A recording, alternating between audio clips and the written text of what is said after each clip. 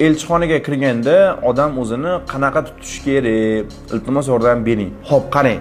Birinchi bo'lib, deylik, Amerika elchixonasiga siz vizaga kiryapsiz. Iloji boricha siz hali elchixonaga kirmasdan turib, o'zingizni tayyorlang. Qanaqa qilib, kim bilandir gaplashmang, umuman kulmang. Oddiy o'zingiz kirganda, o'zingiz tasavvur qiling, siz hech qanaqa tanishingiz yo'q, hech kim bilan gaplashmaysiz.